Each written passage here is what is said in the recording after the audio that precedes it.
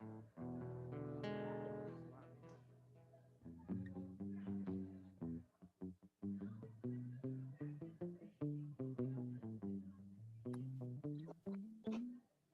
noite, irmãos. Vamos dar início à nossa reunião. Vamos procurar cada um nos seus lugares.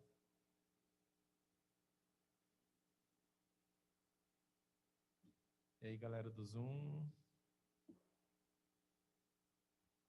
Então, gente, é isso. Vamos dar início à nossa próxima reunião da mocidade. E eu vou fazer uma oração para a gente dar início. Pai amado, soberano Deus, te agradeço por esse momento, por essa reunião da mocidade. Te agradeço porque, apesar da pandemia, a gente pode se reunir, isso é muito bom. E que o Senhor nos abençoe, Senhor, que nós venhamos te louvar, te adorar, aprender mais do Senhor e crescer em espírito e em verdade, assim como nosso Senhor Jesus. Em nome de Cristo que eu oro. Amém. Convido o Ministério de Louvor para vir aqui na frente.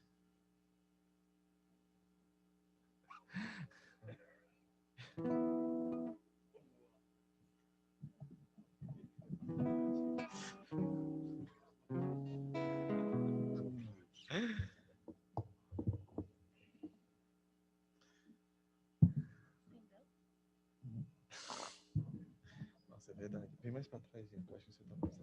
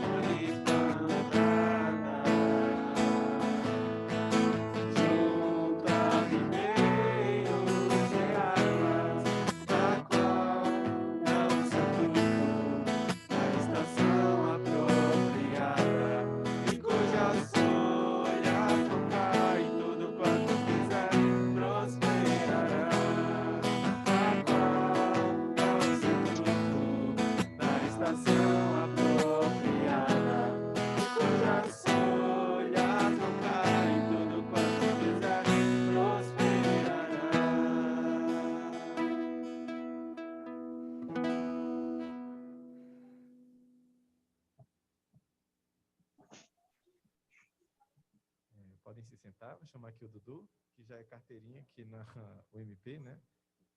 Sempre é bom receber o Dudu aqui para falar para a gente, com suas introduções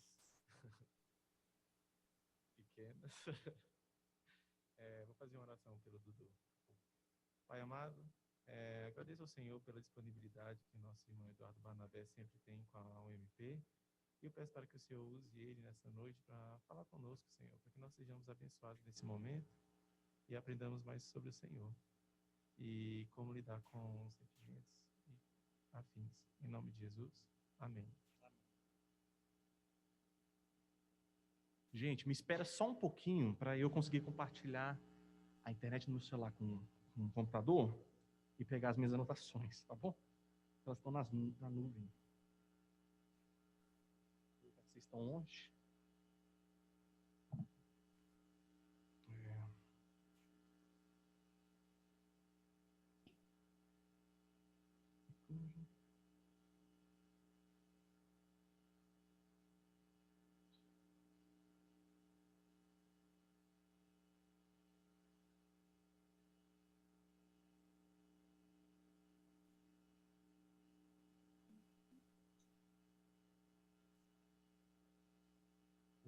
Obrigado. Vou deixar aqui.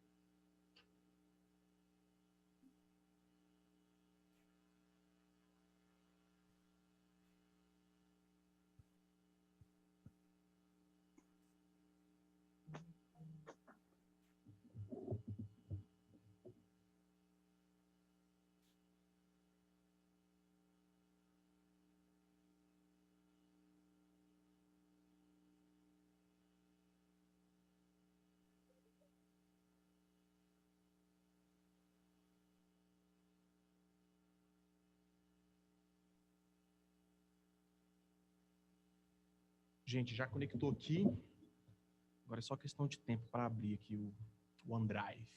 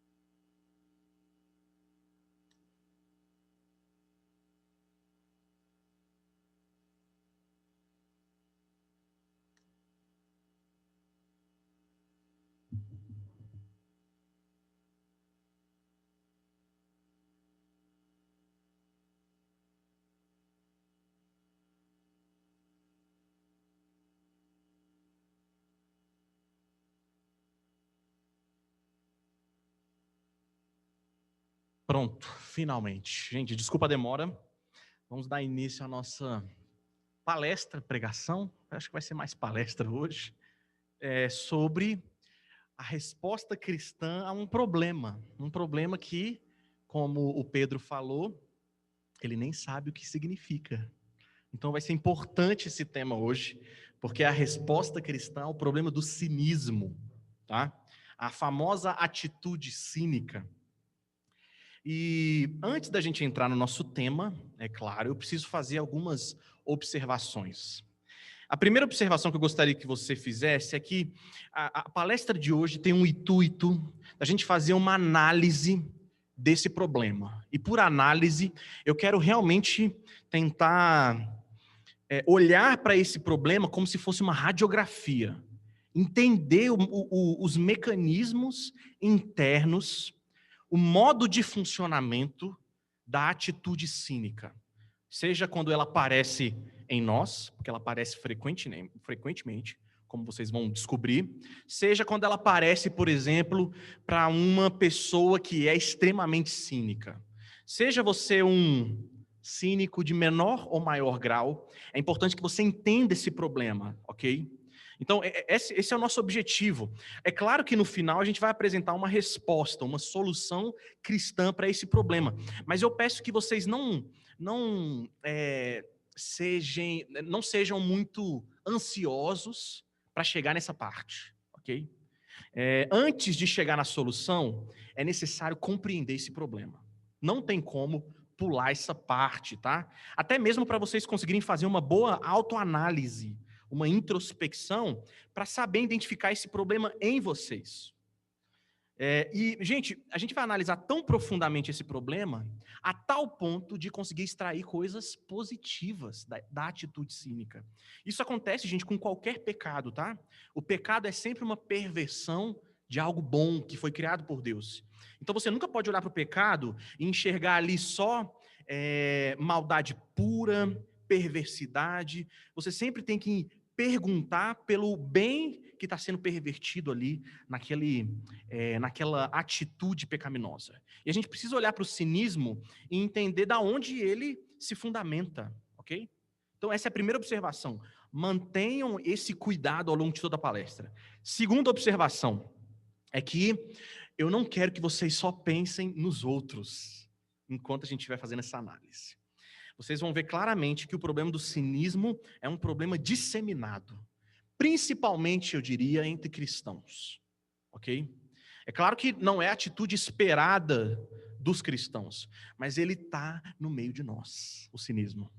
Então não tem como... É claro que vocês vão identificar amigos que talvez sejam muito cínicos, mas façam esse exercício de se colocar contra a parede.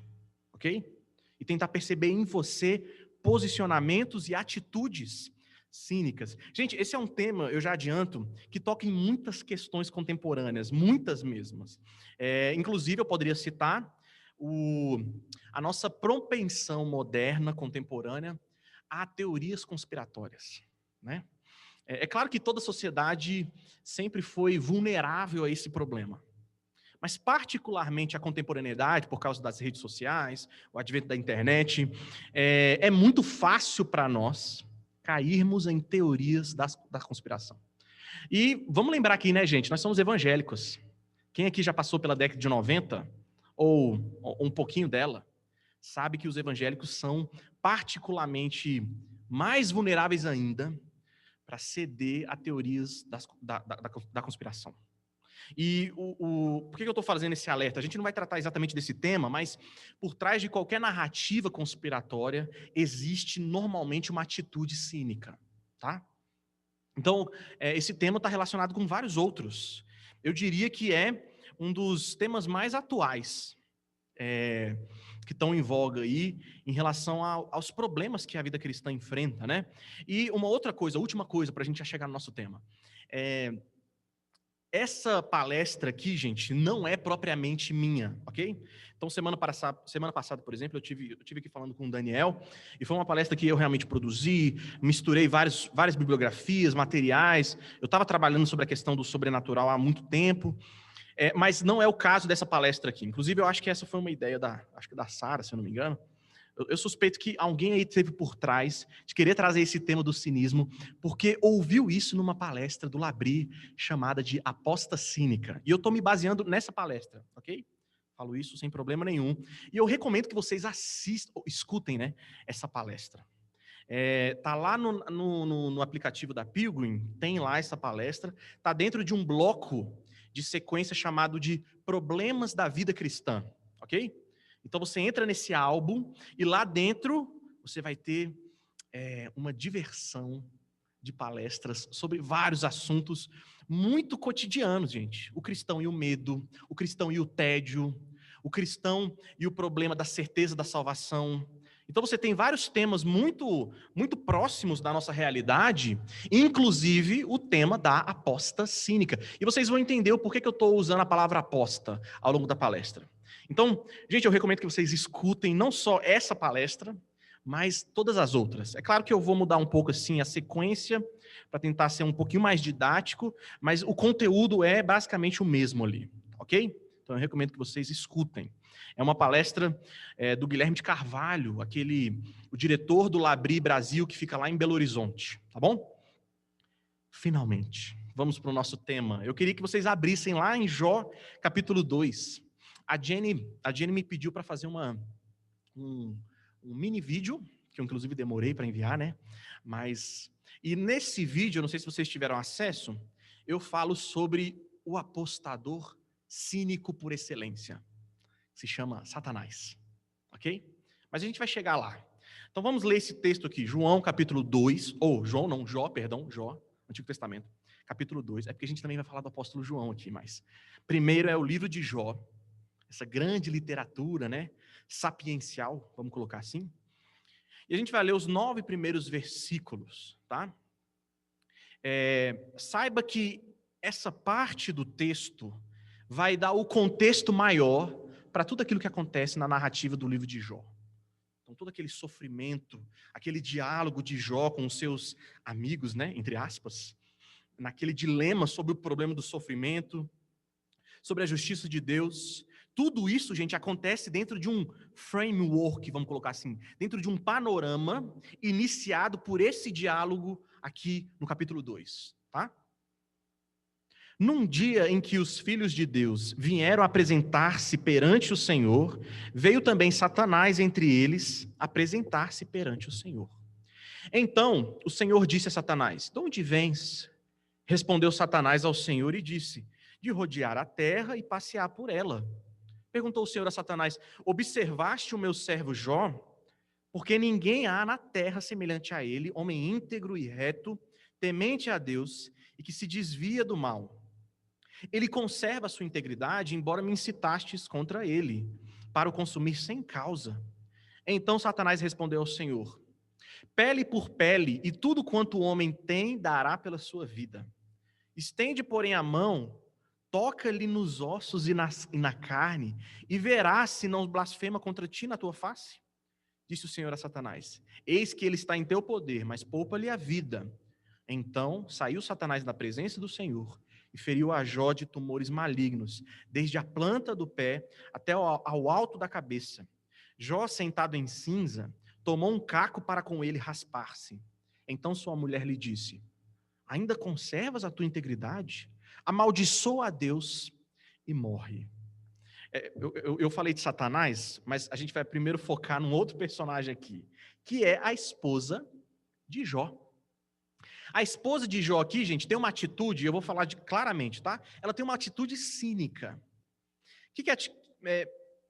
Vamos começar assim, ó. Antes de tentar definir o cinismo, eu gostaria de dar exemplos do que seria atitudes consideradas cínicas, ok? Pensamentos cínicos.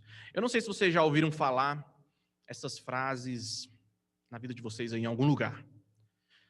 Toda mulher é interesseira. Já ouviu isso? Todos os homens só querem saber de sexo. Todo mundo só quer saber de sexo. Todo mundo só quer saber de dinheiro. O político, por definição, é um ladrão.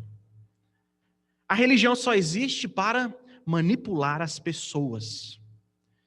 Gente, eu estou citando aqui exemplos de atitudes, pensamentos cínicos. A gente vai definir ainda, tá? Mas perceba que tem um mecanismo acontecendo, né? É uma visão muito crua, vamos colocar assim, crua, entre aspas, da realidade. E você, inclusive, pode dar uma coloração intelectual para justificar essas afirmações. Já parou para pensar?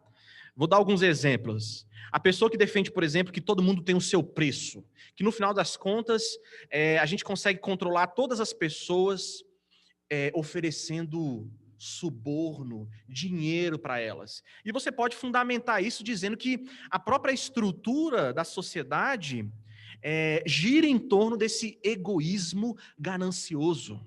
Falando assim, gente, isso é normal, isso é a própria lógica do capitalismo, mas não se preocupa não. Você pode até ser egoísta sim, mas no final das contas, isso vai acabar produzindo um excedente na sociedade que vai beneficiar aquele que não tem dinheiro. Então não tem problema todo mundo ser egoísta, faz parte da natureza humana. No final das contas, todo mundo vai sair ganhando nessa história. A gente poderia dar essa explicação, né? Eu não sei se você já pescou aí, essa é uma explicação, claro que eu estou caricaturando, por óbvio, mas essa é uma explicação de Adam Smith, tentando explicar por que a sociedade pode ser baseada no egoísmo. E que no final das contas, esse excedente, a pessoa buscando a sua própria prosperidade, pensando unicamente na família, vai gerar um retorno para outra pessoa que é mais pobre. E, de alguma forma, a sociedade vai economicamente se equilibrar por meio dessa mão invisível do Estado, ou mão invisível do mercado. Você pode também, vamos supor que você é daqueles que fala que tudo, no final das contas, é uma questão de sexo. Os relacionamentos podem ser reduzidos a esses interesses sexuais pelo outro. E você pode dar uma explicação psicanalítica disso, né? Talvez pegar um Freud da vida, exagerar ele e falar que todas as motivações estão assentadas em motivações sexuais, mesmo que a nível do inconsciente. Quer dizer, você coloriu racionalmente aquela atitude cínica, que no final das contas tudo tem uma intenção por trás, que é a questão da sexualidade. Ou talvez você seja um Foucaultiano, pós-modernista, que acha que por trás de todas as coisas existe uma intenção de dominação, existe uma relação de poder. Então, tudo é uma questão de relação de poder, de dominação, as instituições, as roupas, os bens que a gente possui, os relacionamentos que a gente desenvolve entre as pessoas, tudo tem a ver, ultimamente, com uma tentativa de obter controle sobre os outros. Né? Talvez se você leu muito Foucault, talvez, eu não vou entrar na questão se é uma leitura equivocada ou não dele, né? Mas você pode tentar defender esse seu cinismo de que não existe realmente relações genuínas, mas simplesmente motivações escusas, escondidas, de dominar o outro. Ou você pode, por exemplo, dar uma explicação evolucionária do comportamento humano. Isso está em voga hoje, né, e tem muita coisa boa nisso, né? Mas tem muito exagero também, com a ideia de você explicar o comportamento humano por meio de explicações biológicas, psicologia evolucionária e por aí vai. Então, você pode dizer até mesmo que coisas que nós consideramos profundamente altruístas, por exemplo, o amor materno, pensa aí no amor que a mãe tem pelo seu filho, você pode dizer que, na verdade, não existe nenhuma moral nisso, que a mãe simplesmente está respondendo a instintos que ela possui e que, na verdade, ela visa a si própria, ela visa a perpetuação da sua espécie. Então, até mesmo o amor materno seria um exemplo do fato de que a gente tem genes egoístas. Eu não sei se vocês já ficaram sabendo dessa tese, uma tese do Richard Dawkins, na obra dele The Selfish Gene, o gene egoísta. A ideia, o Dawkins está tentando oferecer uma explicação evolucionária, puramente biológica, para explicar as atitudes de generosidade que a gente vê entre os seres humanos. Então ele está falando assim, não existe moralidade, não existe realmente alguém que se sacrifica pelo outro unicamente pelo bem da moral. Existe, na verdade, uma propensão biológica do ser humano proteger o outro, principalmente aqueles que estão próximos a ele, a sua família, porque a gente de forma evolucionária, a gente foi programado a proteger a nossa família para preservar a perpetuação do nosso gene, da nossa espécie. Então, eu não estou querendo aqui, perceba aqui, você pode tentar fundamentar aquelas frases iniciais, bem populares, com categorias científicas, entre aspas, né? Vamos então tentar definir o cinismo, não só dando exemplos, mas vamos tentar aqui propor uma definição. Eu quero dizer aqui que o cinismo envolve duas coisas. Em primeiro lugar, ele envolve uma suspeita das motivações das pessoas. Então, o cínico defende que as motivações, as intenções das pessoas não são sempre puras, ok? E tem uma lógica nisso, né? Tem uma lógica nisso. Quer dizer, ele suspeita que por trás daquilo que a pessoa demonstra, ela está escondendo alguma coisa. Ela tem alguma motivação que ela não revela. Por trás das aparências é onde a gente acessa a realidade. É onde as coisas realmente acontecem. E, gente, a gente vai falar um pouco sobre isso, mas, por óbvio, a gente tem muitas razões para duvidar de muita coisa, né? Então, a gente pode duvidar, por exemplo, dos políticos, por causa da situação corrompida do nosso país, por exemplo. Você pode duvidar do Estado, porque você tem medo de um Estado muito grande, que tem muito poder, que concentra, né, um aparato estatal muito poderoso e que pode dominar, por exemplo, sobre os indivíduos. Então você vai e duvida em relação ao aparato governamental. Você pode duvidar sobre muitas coisas. Por quê? Porque, de fato, a gente não pode ser ingênuo em relação à realidade, né? A gente não pode simplesmente acreditar cegamente nas pessoas, achando que elas sempre têm intenções puras e positivas em relação a nós. Então, existe algo coerente na atitude cínica, tá? A gente vai falar sobre isso depois. Mas o ponto é que o cínico é aquela pessoa que sempre suspeita que por trás daquilo que é mostrado tem algo que está escondido, ok? Seja isso no nível dos relacionamentos entre as pessoas, seja até no nível institucional. Por exemplo, você tem uma suspeita em relação à igreja. Você fala assim, a igreja não é isso que ela aparenta ser, não. Por trás, por exemplo, de um pastor de igreja, o que ele quer mesmo? Ele quer poder, ele quer manipular as pessoas, ele quer, de alguma forma, seduzir, utilizando a sua autoridade religiosa. Então você pode ter uma suspeita contra as instituições. Quer dizer, existem vários tipos de posturas cínicas em relação à pessoa, em relação às instituições, em relação à cultura como um todo, né? Então, a coisa é um pouco complexa. Além, gente, de existir uma suspeita, tem um exemplo aqui. Esse exemplo o Guilherme Carvalho conta na palestra dele, que é muito interessante. Você pode, por exemplo, ter a impressão, você que nasceu numa igreja, nasceu num lar cristão, e cresceu nesse contexto, né? Nesse contexto evangélico. E aí você começa a reparar, por exemplo, que todo mundo que se torna missionário, todo mundo entre aspas, muita gente que se torna missionário, é porque teve algum fracasso na vida. O cara tentou, por exemplo, ser concursado e não conseguiu. O cara, sei lá, ele tentou, por exemplo, ir para a carreira política, mas ninguém deu bola para ele não conseguiu juntar capital político. Enfim, e aí porque todas as portas se fecharam, aí ele vai e escolhe a vocação missionária. E aí você pode ver isso acontecendo muitas e muitas vezes e começar a ter uma postura cínica em relação ao missionário. Falar assim, realmente é muito estranho, né? O fato de que todo mundo que é chamado para o campo missionário é um cara que fracassou na vida normal. Aí você começa a duvidar da própria vocação missionária. Percebe? Essa é a ideia de suspeita, ok? E o cínico, ele vive suspeitando. Ele quer enxergar por trás das aparências. E essa é a segunda definição. Na verdade, esse é o segundo aspecto que está dentro dessa definição do problema do cinismo. Ele não só suspeita das coisas, mas ele tem um objetivo. Ele quer enxergar, ele quer ultrapassar aquilo que é mostrado e acessar, de fato, a profundidade da realidade. Ele quer desmascarar as coisas. Então, nessa tentativa de suspeitar de um monte de coisas, ele de alguma forma quer ver o que está por trás. Ele quer olhar para as coisas e enxergar aquilo como se elas fossem transparentes, para que ele consiga chegar naquilo que está atrás das coisas. Então, por trás das aparências positivas, o cínico quer revelar as motivações subjacentes. Aquilo que está escondido. Então existe algo que está do lado de fora, né? Existe aquilo que é mostrado. Isso que é mostrado não é tudo que aquela coisa é. Porque tem algo que está escondido. Tem uma realidade lá dentro. E no final das contas, o que o cínico vai dizer? O que está por trás das aparências? Ambição, egoísmo, poder, luxúria e por aí vai. Tem vários exemplos, né? De atitudes cínicas. Então, apesar dessas agendas públicas que a gente possui, a gente tem faces públicas. Então, a gente se mostra de uma determinada maneira para uma pessoa.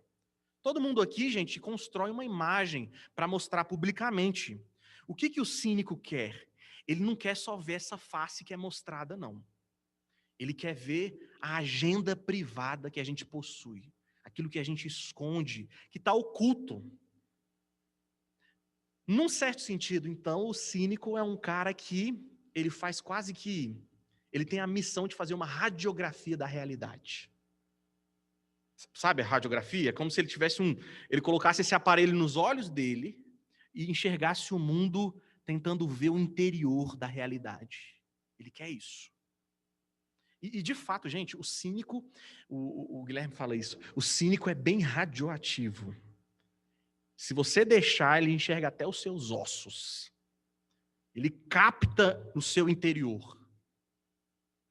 Então, por exemplo, por trás de qualquer ato de honestidade, tem alguma coisa escondida. Quando uma pessoa é generosa com uma outra pessoa, isso é o que ela está demonstrando publicamente. Mas qual é a verdadeira intenção? Atenção nessa palavra. Qual é a verdadeira motivação que essa pessoa tem ao demonstrar essa atitude generosa? É por isso, gente, que o grande exemplo que a gente tem nesse texto sobre cinismo não é só Satanás, é a esposa de Jó. Vocês perceberam o que ela fala para Jó? Assim que Deus permite que Satanás faça uma série de coisas com a vida de Jó, com uma única exceção, não tirar-lhe a vida. E aí Jó entra naquela miséria, a ponto de pegar caco de vidro para raspar e de alguma forma distrair a dor dele. Ora, o que a esposa de Jó fala? Ô Jó, você ainda está... Eu estou parafraseando, ok? Ô Jó, você ainda está tentando obedecer a Deus? Amaldiçoa a Deus logo e desiste. Morre logo. Gente, olha que atitude de desistência. É claro que aqui é uma atitude extrema de desistência. É quase que uma, vamos colocar assim, é uma desistência final. É uma desistência cósmica. Por que é uma desistência cósmica? Porque ele não quer só... Para a esposa de Jó, o que Jó deveria fazer? Ele não deveria só desistir. Ele deveria amaldiçoar a Deus e morrer. Mas existem cinismos num nível assim, menor, vamos colocar assim, né? Mas antes da que a gente chegue nesses pontos, é importante que eu diga isso, tá? Por trás da atitude cínica, existe sempre uma desistência em relação à vida.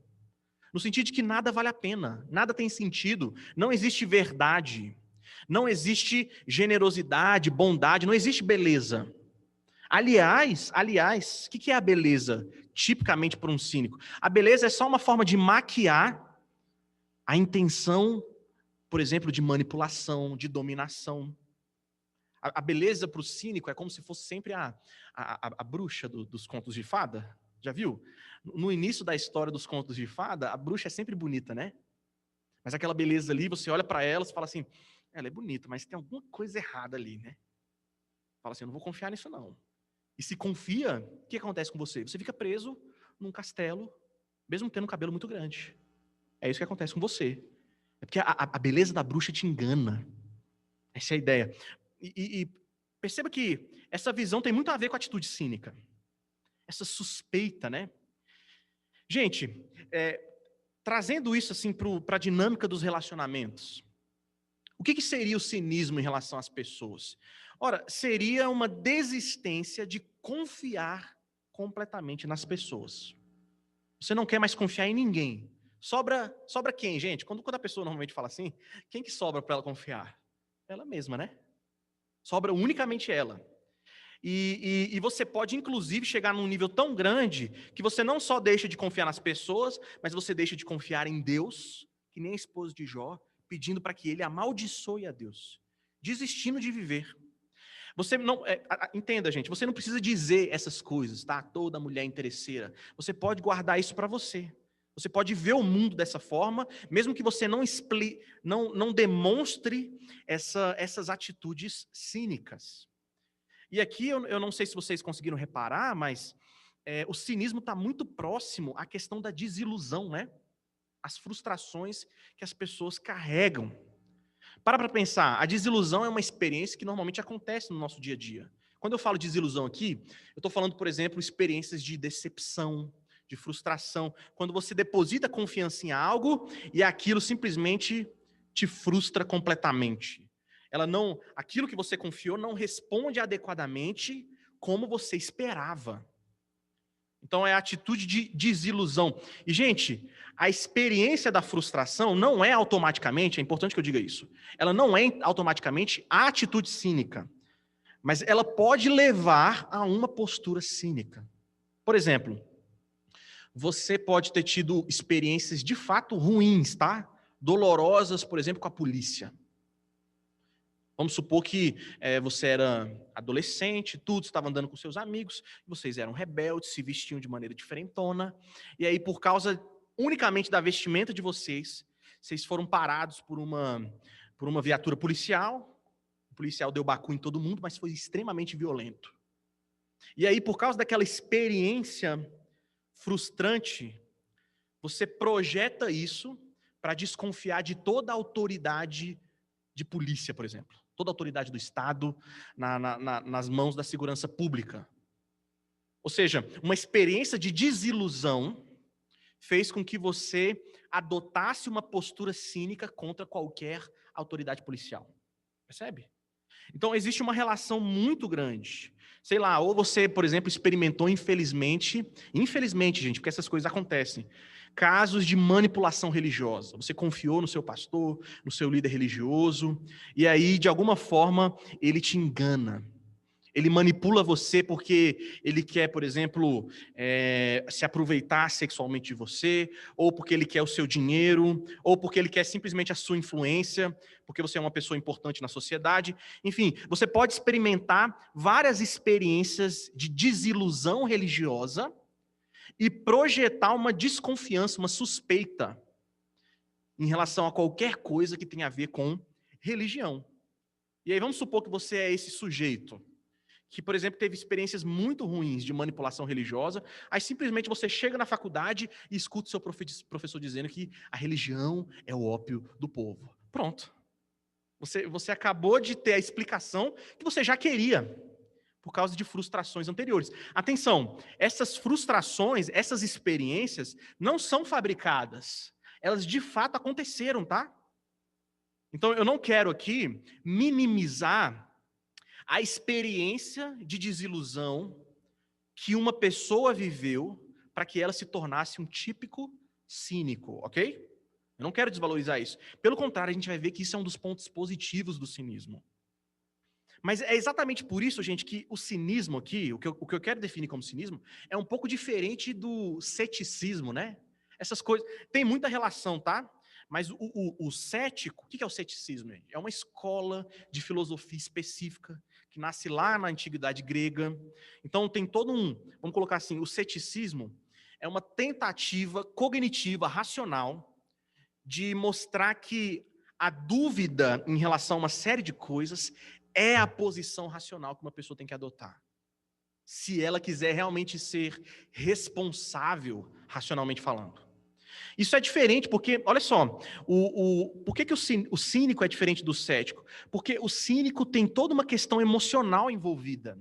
Não é meramente uma atitude intelectual. Por mais que ele possa dar, vamos supor assim, por mais que ele tenha crenças cínicas, ele fala assim, toda mulher é interesseira. E aí depois ele procura estudos que corroborem para fundamentar a crença dele. Por mais que ele faça isso, gente, essa explicação racional é posterior. É simplesmente o que a gente chama, em psicologia social hoje, é um viés de confirmação. Ele está simplesmente procurando racionalizar uma suspeita que ele tem em relação a todas as mulheres, em relação ao fato de que você pode acreditar que tudo é uma questão de sexo, enfim, e as várias posições cínicas. Mas essa é a diferença, gente. O ceticismo não é o cínico. O cínico não é um mero crítico intelectual. Não é. O cínico está envolvido emocionalmente a partir de experiências que ele teve e que ele projeta como uma suspeição de tudo que existe na realidade. Então, essa é a diferença. Bom, eu comecei definindo o cinismo de forma muito negativa, né, gente? Mas aqui eu preciso mostrar alguns aspectos positivos. Por que o cinismo é uma tentação real, gente? Gente, é uma tentação real, tá? Ora, primeiro porque, eu não sei se vocês repararam, o cínico é alguém altamente moral. Já parou para pensar? O cínico tem preocupações morais. Por exemplo, o cínico, quando ele vê alguém falando a verdade, para ele, entre aspas, o que ele procura? Isso não é verdade, coisa nenhuma. Deve ter alguma mentira por trás que ele não está me contando. Então, ele tem uma preocupação moral de desmascarar as coisas. Por quê, gente? Porque, em alguma medida, sem saber, ele se preocupa com a verdade. Tanto que ele quer desmascarar os hipócritas, aquela pessoa que está sendo os enganadores. Então, existe, gente, uma indignação moral que o cínico possui. Ele realmente, gente, presenciou muitas injustiças. Então, por exemplo, para um cínico duvidar das instituições, por que é muito fácil ele fazer isso? Ora, porque de fato a gente tem uma hipocrisia institucionalizada em vários níveis. Então, por exemplo, existem várias famílias que dentro da sua estrutura familiar abusam de crianças, ou por causa da família, por exemplo, por causa da perversão da noção de família, a mulher é subjugada em relação ao homem. Enfim, você tem realmente experiências injustas que faz com que a indignação do cínico seja uma indignação, num certo sentido, coerente.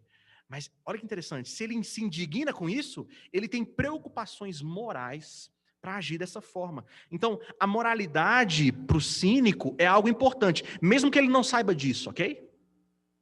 Isso é muito importante. Então, vamos colocar assim, quando o cínico ele vive uma experiência de desilusão, eu não falei que existe uma relação muito grande entre cinismo e desilusão? Para pensar. Pense aí em alguma experiência de desilusão que você teve, de frustração, de decepção. Você confiou em alguma coisa, quando chegou no momento, aquilo não aconteceu do jeito que você esperava. Gente, ter experiências de desilusão é algo bom ou ruim? Pensando do ponto de vista cristão. Gente, é óbvio que é algo bom. Ora, o cristianismo não defende a verdade, a realidade? Então, quando eu sou desiludido, eu estou me afastando do quê, gente? Da ilusão. Então, é óbvio que as experiências de desilusão não são ruins, porque perder uma ilusão, perder uma falsa impressão da realidade é algo bom. A não ser que você fale que ter ilusões é algo bom. É óbvio que não, é óbvio que não. Então, o problema não está nas experiências frustrantes. Em grande medida, gente, isso tem que acontecer, né? Parte do amadurecimento é você experimentar isso, mas saber digerir corretamente. Esse é o ponto. Então, o problema não são as desilusões. E atenção, o cínico, ele realmente reage de forma contundente às experiências frustrantes que ele tem. Ele não ignora esses problemas. É isso que eu estou querendo focar aqui. O cinismo olha o problema do mal, o problema da mentira, o problema da feiura, o problema do engano.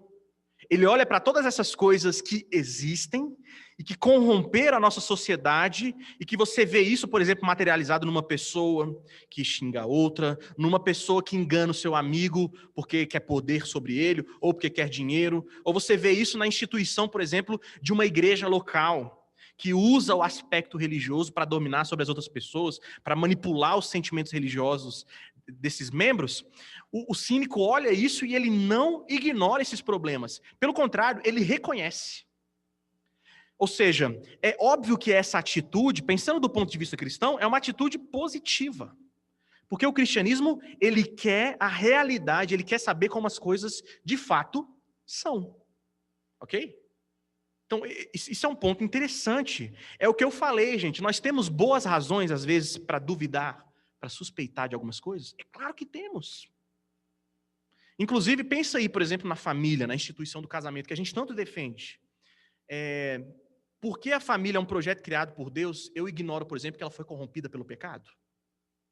Que por causa, por exemplo, de estruturas familiares, muitas pessoas foram subjugadas?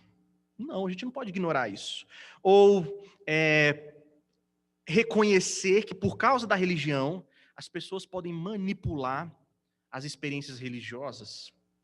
Ou quem é que vai duvidar, por exemplo, que existem pastores oportunistas? Ou que existe que existe político ladrão, corrompido? A gente vai negar essas coisas? Claro que não. Então perceba que o cínico está enxergando uma coisa. Ele está enxergando um problema. Uma outra questão, gente, talvez a coisa que mais irrita o cínico, sabe o que é? É o que um filósofo cristão, na área de... Ele desenvolve muito sobre arte cristã, o Jeremy Berger. Ele fala o seguinte, que ele chama de ficção da inocência. Aqui eu vou citar ele, olha. O sentimentalista distorce a realidade. Atenção, está falando do sentimentalista. O sentimentalista distorce a realidade se evadindo dela e trivializando o mal por uma ficção da inocência. O que ele chama aqui de ficção da inocência? Pensa aí na pessoa sentimental. A pessoa, por exemplo, que, eu não sei se vocês conhecem, eu conheço muita gente assim, gente. E como, assim, eu confesso, eu tenho uma tendência a ser um pouco mais melancólico. Então, normalmente, pessoas sentimentais me irritam muito. Mas, em grande medida, eu também sou um pouco sentimental. Então, tem uma ambiguidade aqui, sabe, em quem eu sou. Mas, eu não sei se vocês já conheceram alguém muito sentimental. É alguém, por exemplo, que trivializa o mal. Quer dizer, o mundo está caindo ao redor dele, mas ele fala, está tudo bem. Está tudo dando certo. Paz e amor, gente. Esse é o sentimentalista não vê aquilo que o cínico vê. E aí imagina, tipicamente, um cínico olhando para uma pessoa sentimentalista. Ele fica revoltado. Mais ainda, ele enxerga nessa atitude uma hipocrisia. Ou seja, ele vê no sentimentalista alguém que habita numa ilusão, numa ficção da inocência. É alguém que só enxerga bondade em tudo, mesmo quando a maldade se apresenta nua e crua perante ele. É claro que eu tenho que olhar isso para mim também, né, gente? Mas é interessante como existem pessoas assim. E pessoas que, inclusive, usam justificativas cristãs para adotar essa posição. Deus é bom. Ele criou o amor, né? Ele criou a paz, a amizade. Gente, é isso que o cínico odeia. Ele fica revoltado porque, no final das contas, o sentimentalista não percebe, por exemplo, que existe muita picaretagem, muita maldade. Ele trivializa essas coisas. Ele está numa ficção. A ficção da bondade, a ficção da inocência. Então, olha que interessante, num certo sentido, eu quero conceder isso, tá? O cínico, ele tem uma revolta sustentada contra essa ficção da inocência. Uma ficção, por exemplo, que está nas igrejas. Para pensar, gente, quantas igrejas que estão fazendo muita maldade, ficam maquiando isso com bondade. Ou, por exemplo, vamos pensar aqui no governo. Pensa aí, por exemplo, não desse governo, mas de quase todos, a imprensa do governo. Quando você vê a imprensa do governo, você já suspeita um pouco, né? Porque ela nunca vai ser honesta com as coisas que o governo faz de ruim, por exemplo. Ela sempre tenta maquiar a realidade. Então, perceba que coisas acontecem que, entre aspas, justificam o cinismo. O sentimentalista trivializa o mal. E olha o ponto aqui, gente. Ao trivializar a maldade, o problema, a feiura, as deturpações, o engano, a mentira, ele não consegue responder adequadamente. Uma palavra melhor, ele não consegue responder proporcionalmente à realidade do mal e do pecado. Esse é o problema, gente, de você viver numa ficção da inocência, de você assumir o papel do sentimentalista. É que como você nega o mal no mundo, você não vai conseguir responder a ele. Você não vai conseguir identificar aquilo e lutar contra. E é isso que o cínico odeia. Eu ainda quero insistir nesse ponto, gente. A desilusão, ela é positiva. Vamos abrir lá comigo, abre lá em 1 João, capítulo 1. Eu quero insistir nesse ponto. Não que o cínico está certo, tá? Mas que reconhecer o problema do mal, reconhecer as frustrações que a gente vive, é algo que tem que amadurecer e tem que ser reconhecido, tá? 1 João, a carta de 1 João, né? Capítulo 1. A gente vai ler do versículo 5 ao versículo 10.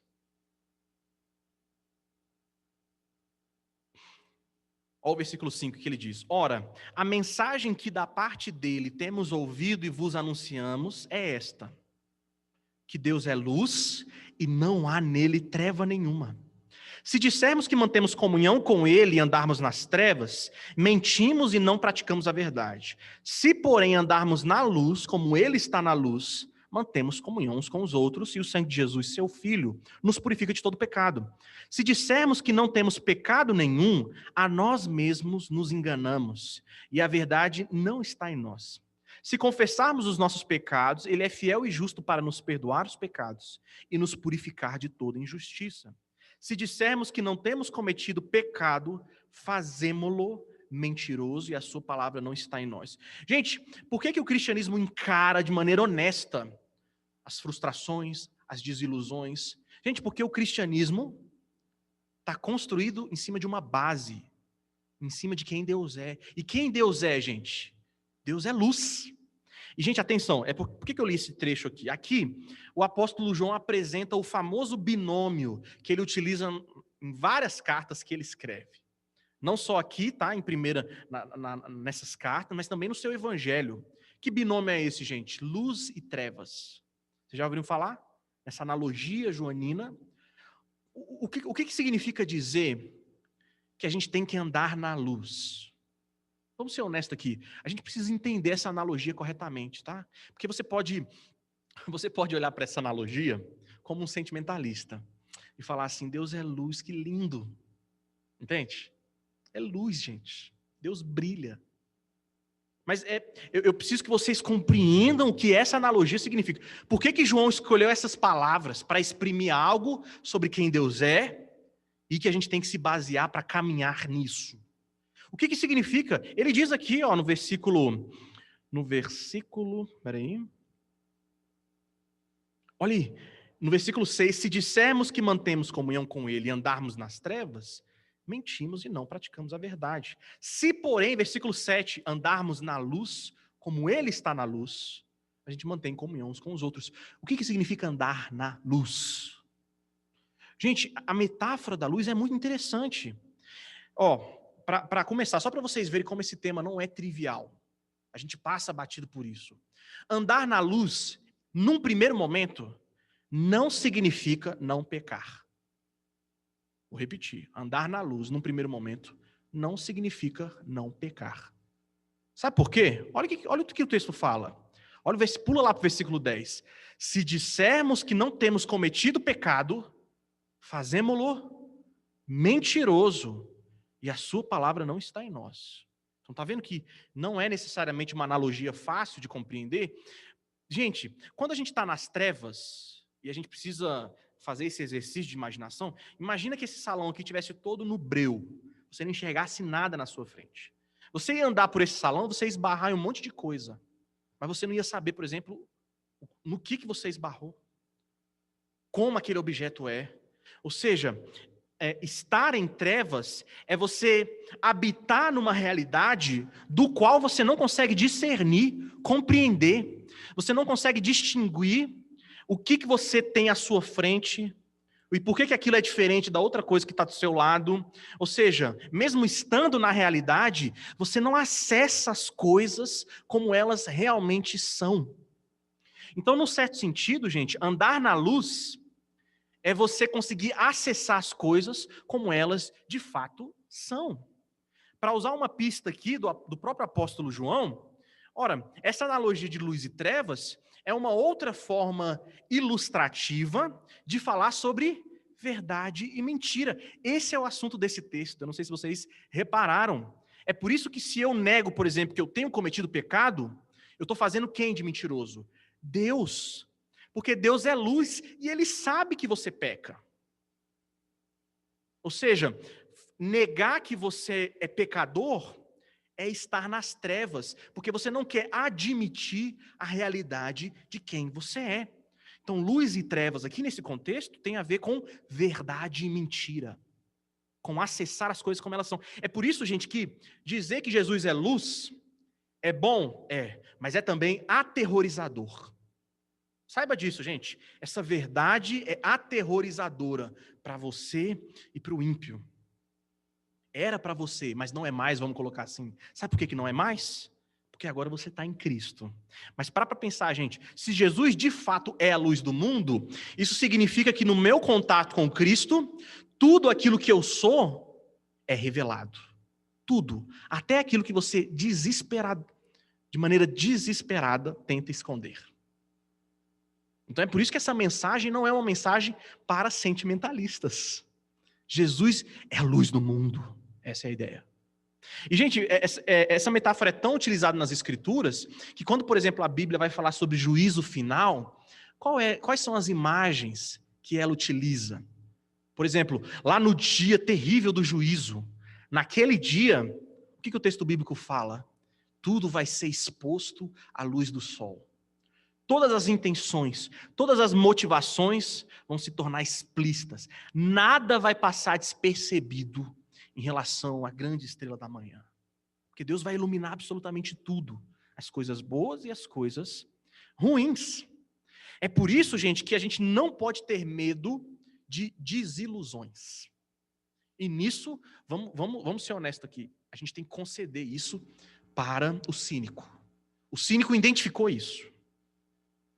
Tá, dando essa colher de chá que eu acabei de dar para o cínico, vamos criticar ele, né? E, claro, vamos tentar compreender mais ainda. Atenção, gente. Por que a gente precisa criticar, gente? Porque o cínico não é meramente alguém que suspeita. Ele faz isso também, tá? Mas ele não é simplesmente alguém que tenta enxergar as coisas como elas de fato são, mesmo que ele queira isso. O cínico é alguém que ele generaliza. Ele faz afirmações totalizantes. Vou repetir os meus exemplos. Toda mulher é interesseira. Todos os homens só querem saber de sexo. Todo mundo só quer saber de dinheiro. Só existem interesses econômicos. Todo político, por definição, é um ladrão. Gente, para pensar nessas afirmações. Vamos tentar analisá-las friamente. O que o cínico está fazendo, gente? Ele está como a mulher de Jó, fala assim, ó, amaldiçoa logo a Deus e morre. Ele desistiu de tudo, nada faz sentido.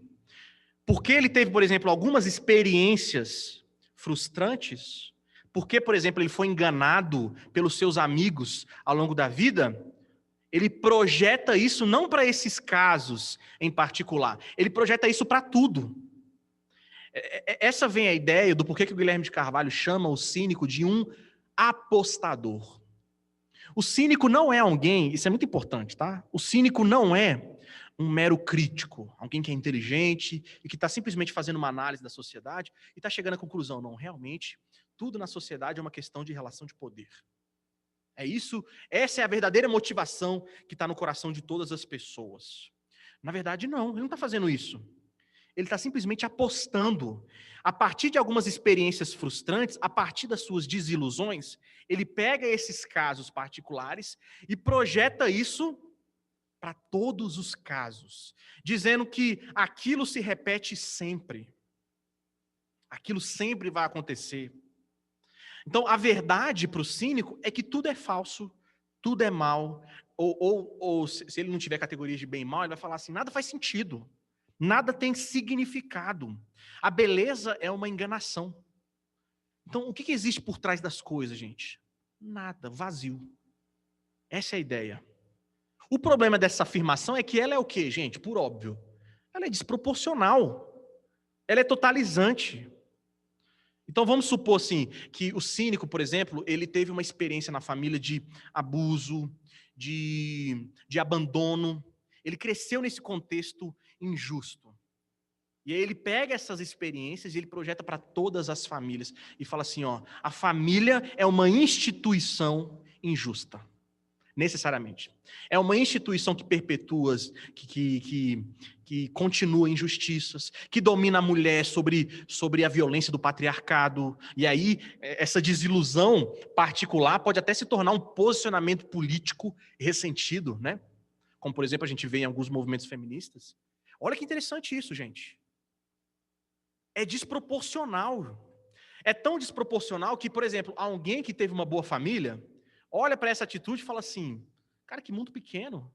Ele não consegue olhar para além das fronteiras das suas experiências desilusórias, frustrantes. Então, é interessante, assim, se a gente analisar friamente o cínico, a gente pode perguntar para ele, como é que alguém pode apostar que todo homem, nas intenções do coração deles, de todos os homens, eles querem sexo, por exemplo?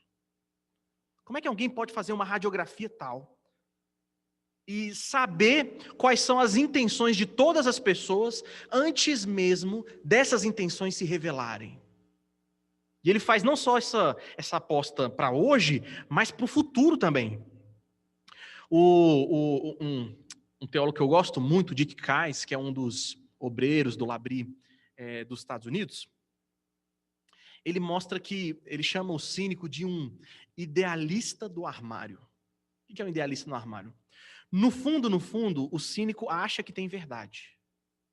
No fundo. E que a verdade vale mais, que a honestidade vale mais. É por isso que ele fica indignado e corre atrás de desmascarar todo mundo. Por que eu estou falando isso, gente? Isso aqui é muito importante. Alguém que afirma que a realidade inteira é só maldade, a gente tem que perguntar para ela, com que base, então, que você está dizendo que algo é ruim, que algo é mal? Porque você só pode reconhecer algo injusto se você conhece antes algum padrão de justiça. O C.S. Lewis usa uma analogia muito interessante. Ele fala assim, ora, uma pessoa só pode reconhecer que uma linha está torta se ela tem um pressuposto de uma linha reta. Então, se a pessoa sente indignação moral contra alguma coisa, ela pressupõe a existência do inverso daquilo que não foi pervertido. É como se fosse para pensar aí, é como se fosse um peixe, por exemplo, que duvida da existência da água. Mas ele usa o tempo inteiro a água para viver. Essa é a ideia, né? É porque a água é tão onipresente para o peixe que ele não percebe que ela está lá. E aí ele pode, inclusive, duvidar daquilo, se ele tivesse uma mente moral, consciente, como a gente tem, né? Então, o cínico tem essa contradição. Ele é uma pessoa moral que está indignado com a falsidade, mas não reconhece que existe verdade. E como é que ele demonstra isso, gente? Ora, ele demonstra fazendo uma aposta. Ele não se contenta em lidar com os casos particulares da sua frustração, e ele projeta isso para tudo. Isso não é, gente, criticismo. Isso não é conhecimento real. Isso é uma pura aposta. Perceba então que a raiz da aposta, a raiz do cinismo é uma raiz que tem, vamos colocar assim, que tem uma amargura sentimental, existencial, muito grande. Muito grande. Lembra lá do texto de Jó, gente? Volta lá para o texto do capítulo 2 de Jó. Agora vamos conhecer um outro apostador cínico, por excelência. Jó capítulo 2, vai lá para o versículo 4, tá? A gente vai ler só 2 versículos, daquele texto que a gente leu no início dessa palestra. Gente, olha que interessante, qual é o contexto aqui, gente? Dos vários anjos que estavam diante de Deus, um deles se aproxima, e aí quando ele se aproxima, Deus fala algo sobre o seu servo Jó.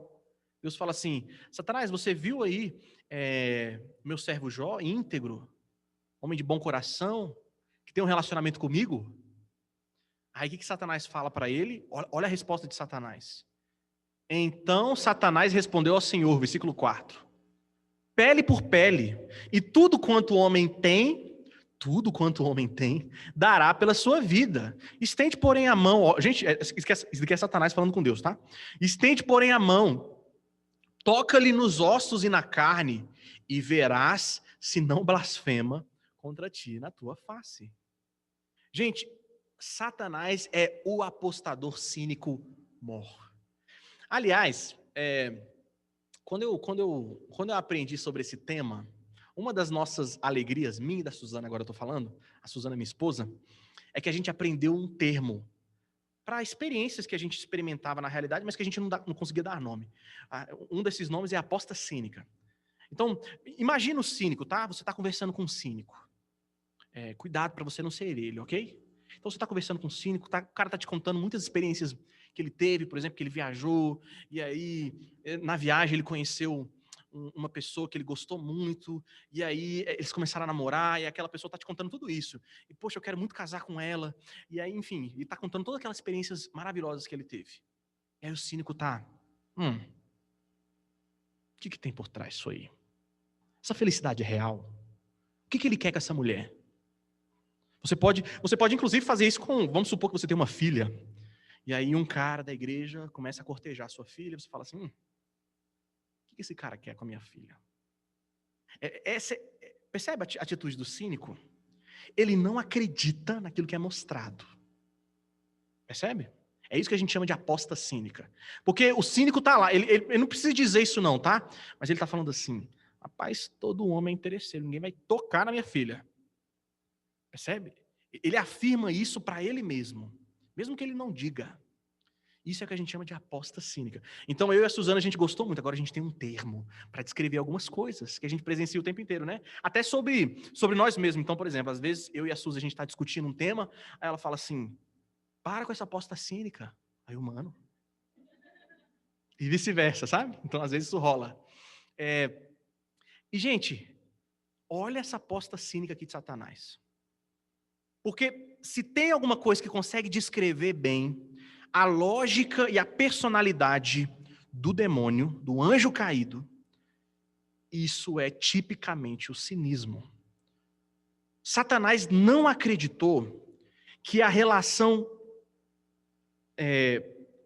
vamos colocar assim, que a relação mais autêntica que Jó tinha, que era a relação dele com Deus, ok?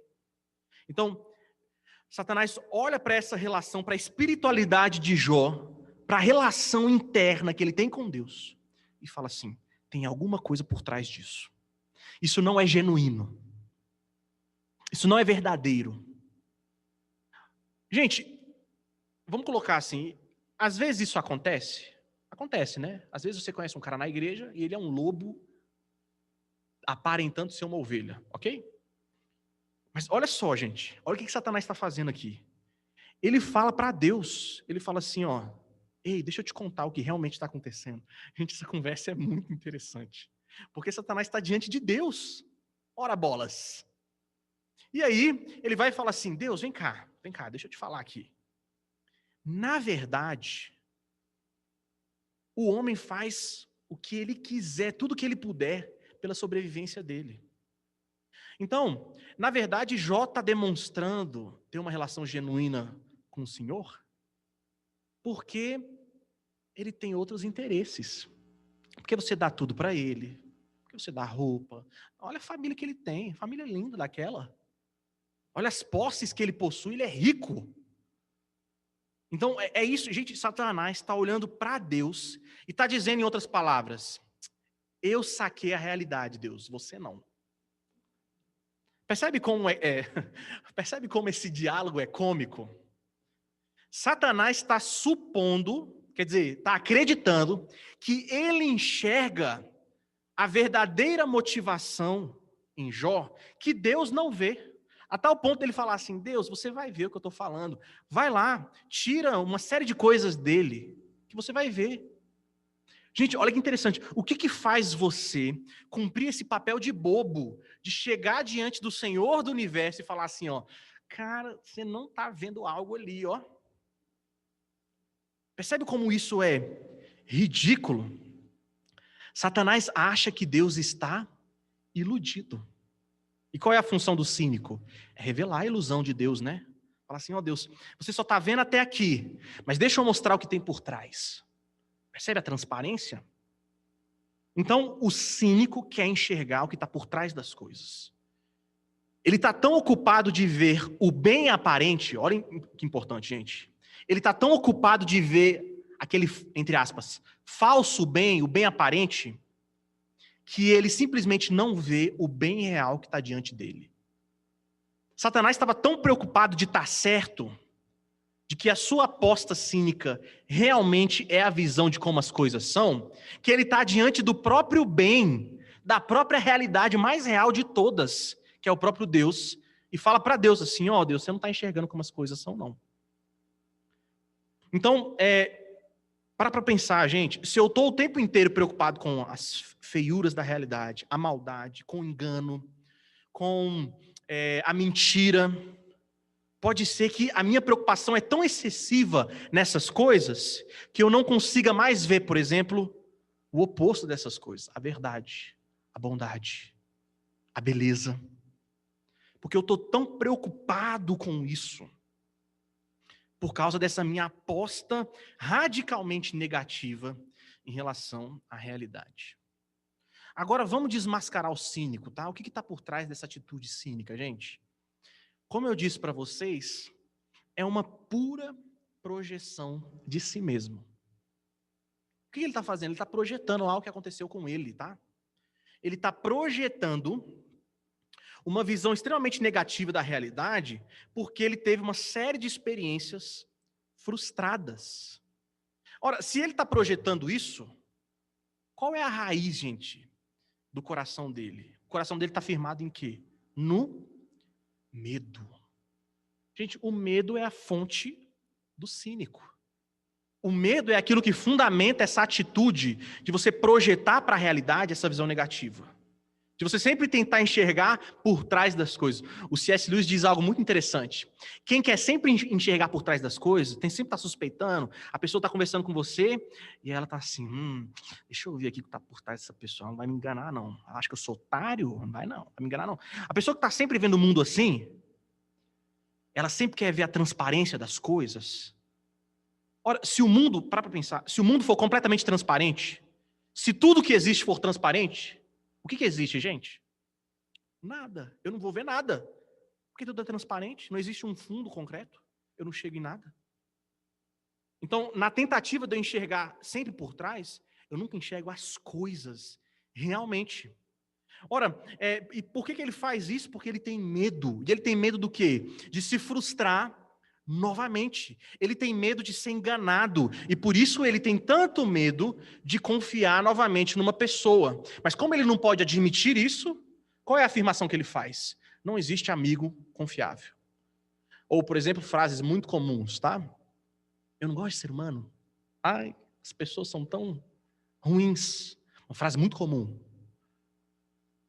Gente, é interessante isso, né? A pessoa está afirmando isso por quê? Porque provavelmente ela foi verdadeiramente machucada. E atenção, a gente não pode ignorar essa experiência genuína que o cínico tem. Porque se a gente ignorar isso, a gente está sendo o quê? Um sentimentalista.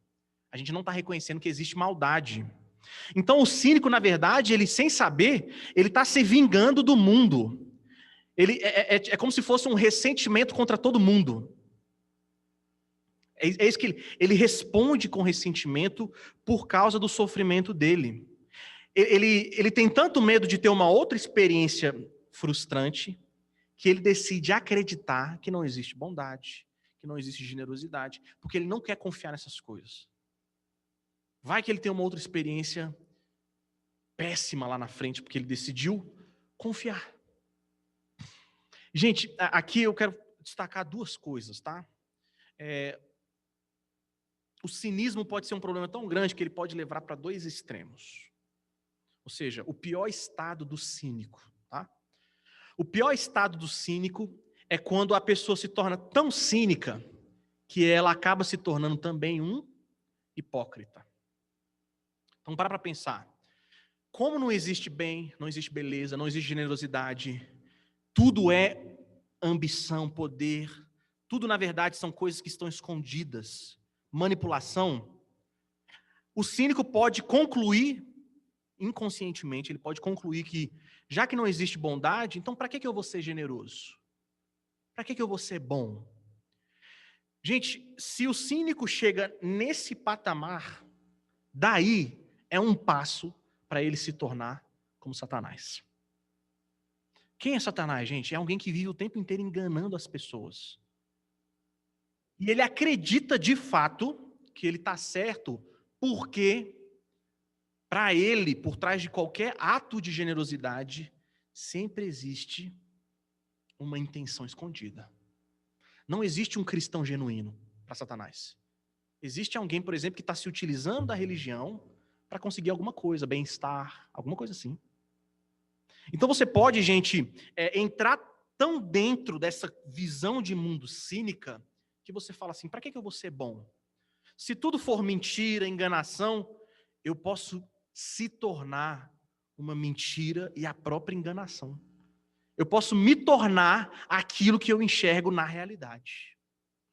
Esse é o caso extremo, tá? E a gente tem como grande exemplo aqui esse anjo caído. Gente, um outro problema muito, muito grande, tá? E aqui é um aviso, um alerta, ok? Como é que eu sei, por exemplo, se eu estou sendo cínico ou não? O cínico, gente, ele tem um prazer sutil, escondido, tá? Um prazer interno de, sabe do quê? De ver o outro fracassar. E, por favor, tá? Se você negar que você também tem esse sentimento, por exemplo, quando você olha para uma pessoa e ela está estudando muito, e às vezes ela não passa no concurso, você já sentiu uma alegria interna? Uma alegria que às vezes você tem vergonha, mas porque algo ruim aconteceu? Talvez isso aconteça por inveja, pode ser também. Mas esse prazer secreto que a gente tem por notícias ruins, é um pouco sobre isso. É um prazer típico do cínico. Pode ser que você sinta isso porque você já desistiu da bondade. Você não acredita que as coisas fazem sentido. Esse é o ponto. Esse prazer secreto pela maldade do outro. Porque o outro, por exemplo, quebrou a cara num determinado ponto. E você pode, inclusive, ser um moralista, tá? Você pode falar assim, cara, não faz tal coisa e tudo. E você pode ser um cara muito sábio, que até esteja certo no que você está avisando. Vamos supor, você é amigo de uma pessoa, você já é um cara mais maduro, já viveu muito mais que ele, e você está querendo alertar, mano, não vai por esse caminho. Não faz tal coisa que pode levar a tal consequência. Então você está certo no que você está dizendo, você realmente tem mais maturidade e você está, inclusive, e você assume uma posição de um mestre, de um professor que quer guiar a pessoa no caminho certo. E aí, quando a pessoa vai e faz exatamente aquilo que você avisou, que não era sábio fazer, e ela vai e quebra a cara. Se você lá dentro sentir um prazer, eu estava certo. Pode ser que você responda dessa forma, porque você, no final das contas, já desistiu de que as pessoas podem realmente ser boas, que elas podem realmente conseguir, que elas podem realmente vencer em algumas coisas. E aí você se orgulha, por exemplo, de que só você sabe disso. Tem uma outra coisa também, gente, muito importante aqui. Vamos colocar assim, esse prazer interno que a gente sente é um tipo de superioridade que a gente experimenta em relação ao outro. Para pensar, gente, quem o cínico não analisou? O cínico não é aquele que fica procurando o tempo inteiro as intenções por trás? O que faltou para ele pegar essa radiografia e apontar essa radiografia para alguma coisa? O que faltou? Para ele mesmo. Quer dizer, Satanás podia ter tido essa sacada, né? Ele falando assim, poxa, eu estou diante de Deus aqui.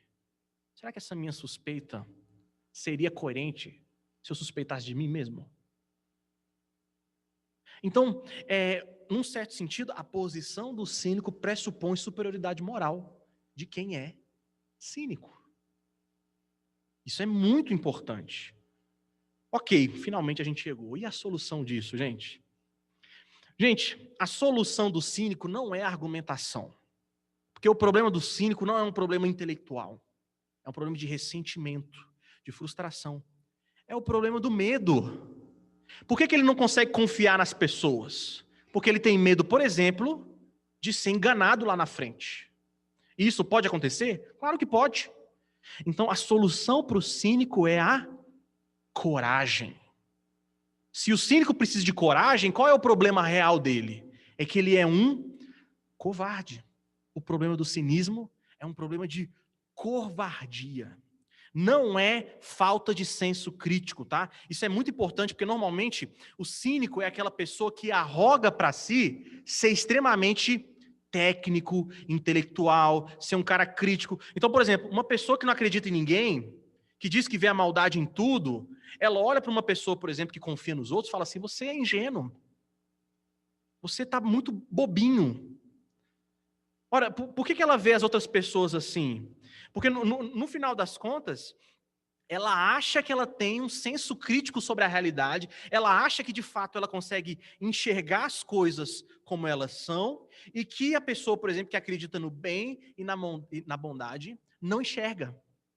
Então é por isso, gente, que normalmente a atitude de um cínico é ele justificar as suas apostas, ele não vai reconhecer como apostas, né? Mas ele justifica essas afirmações totalizantes, dizendo que ele é um pouco mais crítico, que ele é mais inteligente, e que você é um ingênuo. Gente, você pode até mesmo justificar o seu cinismo, sabe com o quê? Com a doutrina do pecado original. Já vi isso acontecendo muitas vezes. Eu, por exemplo, já fiz isso. Eu não vou confiar em tal pessoa, porque maldito é o homem que confia no homem. Aí cita lá aquele texto lá do Antigo Testamento, já aviso vocês, está fora de contexto. Então assim, gente, a doutrina do pecado original. Olha, eu sou calvinista, depravação total. Você acha que eu vou confiar nesse mundo caído? Atenção, gente, atenção. O problema do cínico é que ele acha que a realidade última das coisas é o pecado. E isso é, para o calvinista também, tá? Mentira. A teologia reformada nunca afirmou isso. Você só vai conseguir ter uma perspectiva séria do pecado se você antes colocar um outro fator para enxergar a realidade, que é o fato de que Deus criou as coisas e que elas são boas. Então, a criação é mais fundamental que o pecado. É algo que o Bavinck sempre dizia, né? O Bavinck fala que o pecado é sempre algo menor que a bondade. Porque o pecado é sempre uma perversão de algo que já existe, e que foi criado por Deus e que é algo bom. Ou seja, o pecado nunca existiria se Deus não tivesse criado nada. Essa é a ideia. Logo, existe algo mais fundamental que o pecado, que é a bondade da criação. Então, o problema do cínico é que falta a ele coragem. Ele é, na verdade, um covarde. Ele não quer se frustrar de novo. Ele quer se proteger.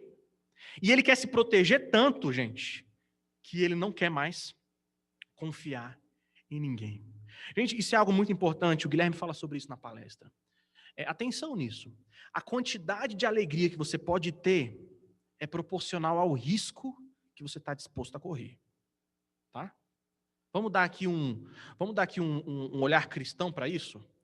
Quem é que tem a alegria eterna com Jesus? Quem é que tem? Aquele que diante de Cristo decide perder e negar todas as coisas. Você arrisca por Jesus o quê? Tudo. Mas como recompensa, o que a gente ganha? A felicidade eterna. E você acha que no cotidiano as coisas não funcionam assim, não? Para pensar, gente, se eu decido ter um controle total sobre a minha vida, para me bloquear, para construir um muro ao meu redor e evitar qualquer tipo de frustração, eu não vou ser feliz. Eu vou ser um frio, chato e uma pessoa muito difícil de conviver, que duvida de tudo. Então, gente, é óbvio, não faz sentido eu tentar viver tentando ter controle total sobre a minha vida, se Deus me criou como alguém finito, dependente. Então, a gente tem que desistir da autonomia. Então, poxa, se eu não tenho um controle da minha vida, se eu não tenho um controle das coisas que acontecem comigo, o que eu preciso fazer para viver? Eu preciso confiar. Ah, mas, Dudu, se eu confiar, eu vou me frustrar lá na frente. Aprenda com a frustração. O que é o casamento, por exemplo? Tem muita gente que não namora porque é cínico em relação às questões de amor, de namoro, de relacionamento, de casamento. A pessoa, por exemplo, não quer se frustrar mais e ela decide entrar no relacionamento se ela tiver o controle de tudo. E aí uma pessoa assim tem dificuldade até mesmo de confiar no outro e de depositar a sua vida na mão do outro. Nunca vai conseguir casar. E no casamento vai estar sempre, por exemplo, com uma mão atrás, guardando alguma coisa caso aquilo não dê certo, por exemplo. Isso não é se entregar completamente ao outro. Gente, atenção, o risco do casamento é altíssimo. Porque você se entrega completamente ao outro. Você não controla aquilo ali, não. É muito importante isso. Ora, mas a recompensa é belíssima. por uma questão tão exemplar como a questão do casamento. Gente, a solução final, eu diria, é você responder ao problema do sofrimento, das frustrações, como Jesus respondeu. Esse é o nosso último texto, a gente vai encerrar lendo ele. Eu não vou trabalhar em cima dele, mas eu quero que vocês leiam esse texto comigo. E eu sei que a gente já está bem avançado no tempo, mas tentem ler esse texto com muito cuidado, tá? Cada versículo, cada palavra, vocês têm que conseguir penetrar nesse texto. Vamos lá, Evangelho de João, capítulo 13. Eu quero ler essa pequena narrativa com vocês. Como Jesus responde ao problema do cinismo. João 13, João capítulo 13, a partir do versículo 1. A gente vai ler uma história, tá? Uma história sobre aquele momento derradeiro, vamos colocar assim, o momento da traição. Uma das maldades que Jesus teve que enfrentar. O momento da traição, a famosa traição de Judas. Então esse é o contexto, tá? Vou começar a ler, ok? Muita atenção. Então tenta respirar aí nos últimos minutos, para que vocês consigam acompanhar. Ora, antes da festa da Páscoa, sabendo Jesus que era chegada a sua hora de passar deste mundo para o Pai, tendo, atenção nisso, tendo amado os seus que estavam no mundo, amou-os até ao fim. Para aí, gente. O texto está dizendo que esse momento aqui, gente, é climático, tá? A narrativa aqui é dramática. Não leia esse capítulo e uma sugestão, não leia desse capítulo até o final do Evangelho de João como se fosse uma historinha sentimentalista, não. O clima é tenso aqui, tá? Jesus está quase para ser morto na cruz. É o que o texto fala assim, ó. Jesus, sabendo que era chegada a sua hora de passar deste mundo para o Pai. Então ele está quase ali nos momentos da paixão. A coisa aqui é tensa, tá? Se fosse num filme, estaria algum órgão, por exemplo, no grave aqui, ó, tocando lá no fundo, como se fosse um filme do Christopher Nolan te irritando a música. Essa é a ideia, tá? Vamos continuar a leitura. Durante a ceia, tendo já o diabo posto no coração de Judas Iscariotes, filho de Simão, que traísse a Jesus, sabendo este que o Pai tudo confiara às suas mãos e que ele viera de Deus e voltava para Deus, levantou-se da ceia, tirou a vestimenta de cima e, tomando uma toalha, cingiu-se com ela. Depois, deitou água na bacia. Gente, isso aqui tudo é Jesus, tá? Deitou água na bacia e passou a lavar os pés aos discípulos e a enxugar-lhes com a toalha com que estava cingido. Aproximou-se, pois, de Simão Pedro.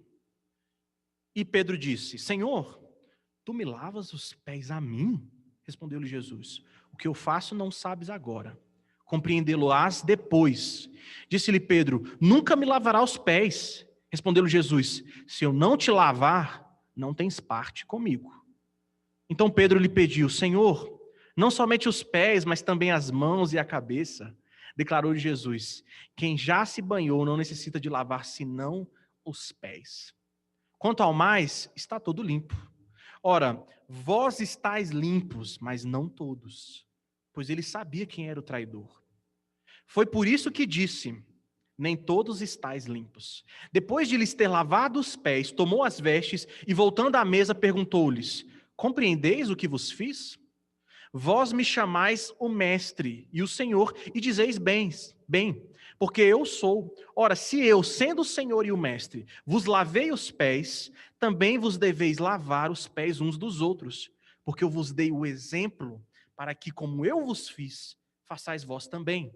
Em verdade vos digo que o servo não é maior do que o seu senhor, nem o enviado maior do que aquele que o enviou. Ora, se sabeis estas coisas, bem-aventurados sois se a praticardes. Atenção no versículo 18. Não falo a respeito de todos vós, pois eu conheço aqueles que escolhi.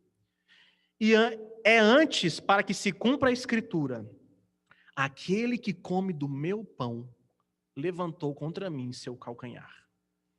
Gente, eu vou ler só até aqui. Eu queria destacar essa parte: aquele que come do meu pão levantou contra mim seu calcanhar.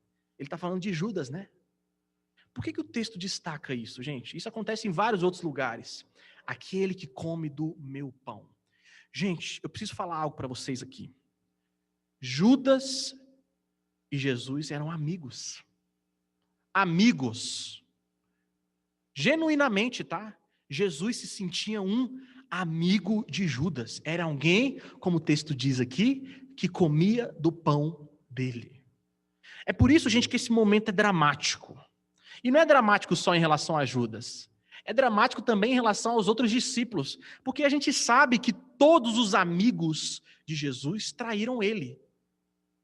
E às vezes infelizmente, a gente às vezes não lê adequadamente à luz de quem Jesus é esse texto. Então a gente fala assim, não, na verdade Jesus falou isso só para se cumprir as escrituras, como se Jesus estivesse simplesmente cumprindo um protocolo, né? Jesus é Deus, então ele sabe que Judas ia trair ele, então ele nem sofre, porque, né, ele já sabia. Então quando Judas entrega lá, quando Judas se revela como traidor, Jesus fala assim, já sabia, tô de boa. Gente, é óbvio que não. Alguém que comia do pão dele. E é interessante, aqui não vale para Judas, mas para os outros discípulos, o texto começa dizendo que qual foi a atitude de Jesus? Jesus decidiu amar os seus discípulos até o fim. Então eu pergunto para vocês, como é que Jesus vence o mal? E aqui tem um detalhe interessante. Por que Pedro recusou, insistiu para que Jesus não lavasse os pés dele? Gente, a lavagem de pés na cultura judaica era algo muito, muito inferiorizada. O ato de lavar pés não podia ser feito nem mesmo pelos escravos judeus. Nem mesmo os escravos judeus podiam lavar os pés dos seus mestres do judaísmo. Sabe quem lavava pés? Eram os escravos gentios. Eram os escravos gentios e muitas vezes mulheres e crianças, que naquela sociedade eram vamos colocar assim, os mais excluídos da sociedade. Então, o ato de lavar pés, ele é escandaloso, porque Jesus assume aquela posição, aquele status social mais inferiorizado, e decide lavar os pés de Pedro. E aí Pedro fala assim, não, eu não vou deixar isso acontecer. Então, parece que Pedro aqui está falando, Jesus, você é o nosso Senhor. Parece que ele está sendo bom aqui. Mas, na verdade, gente, o medo de Pedro é que ele estava pensando, sabe o quê? Ora, se Jesus, a quem eu sigo, está lavando os meus pés, o que eu vou ter que fazer também? Eu vou ter que lavar os pés dos inimigos. Esse é o problema, gente. É por isso que quando Jesus vai lavar os pés de Pedro e dos apóstolos, eles se sentem muito responsabilizados, porque eles sabem assim, ora, se o meu mestre faz isso, o que eu vou ter que fazer em relação àquelas pessoas que me perseguem? Eu vou ter que lavar os pés deles, como se eles fossem seus amigos. Gente, Jesus vence o mal, sabe como? Não é se frustrando. Jesus vence o mal, não se tornando a maldade. Isso é muito importante. Perceba que a maldade aqui diante de Jesus, nesse momento, se apresenta de maneira muito crua. Se apresenta como? Na traição de um amigo. De vários amigos, né? Então você poderia, diante de uma traição, de alguém que você confia, você poderia se tornar cínico, depressivo, você poderia falar assim, não vou confiar mais em ninguém. Mas Jesus decide, sabe o quê? Confiar. Mesmo sabendo que a pessoa ia traí-lo. Ora, vocês acham que Jesus não lavou os pés de Judas? É óbvio que ele lavou. E é por isso que o texto faz questão de iniciar dizendo que esse capítulo 13 aqui vai tratar da traição de Judas em relação a Jesus. Gente, Jesus lavou os pés do seu inimigo, do seu amigo que o traiu. Ou seja, de alguém que era, no final das contas, seu inimigo. E Jesus não fez isso meramente por protocolo, não. Jesus o fez porque o amava. Jesus o fez porque ele decidiu responder com bem, mesmo quando a maldade se apresentou para ele da maneira mais crua, íntima e cruel. Então, Jesus responde com amor. Jesus responde dizendo, eu estou pronto para confiar. Gente, olha que interessante. Jesus responde com confiança, mesmo quando ele sabe que não vai ser correspondido. E às vezes a gente não quer confiar para evitar numa possível frustração. Essa não é a resposta do bem. Essa é a resposta do mal. Você se tornou o mal para tentar se afastar do mal. E Jesus não responde assim. Jesus responde o mal com o bem. Suzy aqui para deixar emocionante, gente, o final. E foi realmente o final, tá? Responde o mal com o bem. Okay. Vamos orar, gente. Pai querido, nós te damos graças, ó Deus, por esse momento. E rogamos a Ti, ó Deus, que nos livre do cinismo, Pai. Livre o nosso coração, ó Deus, da amargura, do ressentimento. Não deixe que as experiências, ó Deus, de desilusões que são importantes, não deixe que elas nos maltratem a tal ponto de que a gente não confie mais em Ti, na realidade, que a gente não confie nos outros. Pai, nos permita que o amor seja a verdadeira ferramenta com que a gente vença o mal. Nos livre, ó Deus, de nos tornarmos da mesma forma da maldade que nós queremos combater, Pai. Não permita isso. Mas que o amor vença, ó Deus. Que a gente seja como Cristo, que ao invés de responder com poder, ambição, respondeu com abnegação e morreu pelos seus inimigos, por nós que estamos aqui hoje, alcançados por tamanha misericórdia, Pai. Nos ajude, Deus, nessa caminhada de santificação a lutar contra o cinismo e a responder com realidade, para enxergar as coisas como elas de fato são. A criação que Deus criou e que continua sustentando providencialmente, apesar do pecado e da corrupção. Obrigado, Deus, porque a bondade fala mais alto. Obrigado porque a realidade, ó Deus, é sustentada pelo Senhor. E obrigado porque o Senhor nos deu uma esperança de que todas as coisas serão ressuscitadas e restauradas em Cristo Jesus. Nós aguardamos com isso, Deus. Aguardamos com esperança para que não andemos aí de forma cínica, apostando, ó Deus, a maldade em todas as coisas. Nos ajude a sermos parecidos com Jesus e a sermos transformados à imagem dele. Em nome de Jesus nós oramos. Amém.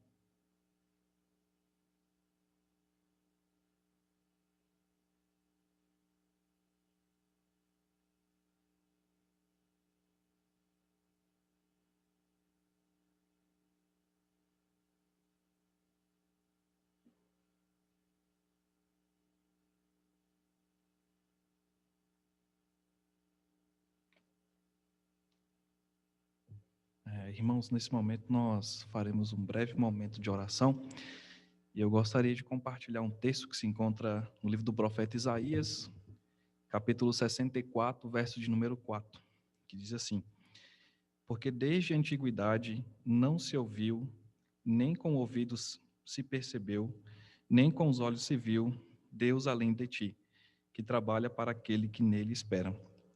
Os irmãos podem fazer a leitura com mais calma, posteriormente desse texto, mas aqui o profeta Isaías ele faz um grande clamor, rogando pela presença, pela manifestação do poder de Deus. E a gente percebe nesse verso 4 o quão formidável é aguardar com esperança, aguardar com confiante expectativa no nosso Deus. E aí, antes de nós passarmos aqui para os pedidos, eu gostaria de fazer uma leitura de um pequeno trecho de um sermão do pastor John Piper, onde ele fala sobre como Deus é glorificado por meio da oração. Ele diz assim: Deus tem o objetivo de glorificar a si mesmo em tudo o que ele faz, e a glória de seu poder e sabedoria autossuficientes brilha mais intensamente, não quando ele parece depender do trabalho de outros, mas quando ele deixa claro que ele mesmo faz o trabalho. É ele quem tem os ombros largos. Se nos chegamos a ele pensando que ele precisa de nossa ajuda, fazemos com que ele pareça carente. Mas, se lembrarmos que a força é mostrada quando ele trabalha para nós, então somos motivados a ir com uma nova confiança. Ok, Senhor, aqui está a minha situação impossível. Por favor, se mostre forte, me ajude. Esperar pelo Senhor significa se voltar para Ele, para obter ajuda, ao invés de se voltar primeiro para os homens. Então, pacientemente confiamos nele, para agir no tempo dele. Aqueles que fazem isso são aqueles para quem ele promete trabalhar. o Senhor trabalha para aqueles que nele esperam. Então é isso que nós vamos fazer neste momento, irmãos. Nós vamos apresentar nossas petições, reconhecendo as nossas limitações, as nossas fraquezas.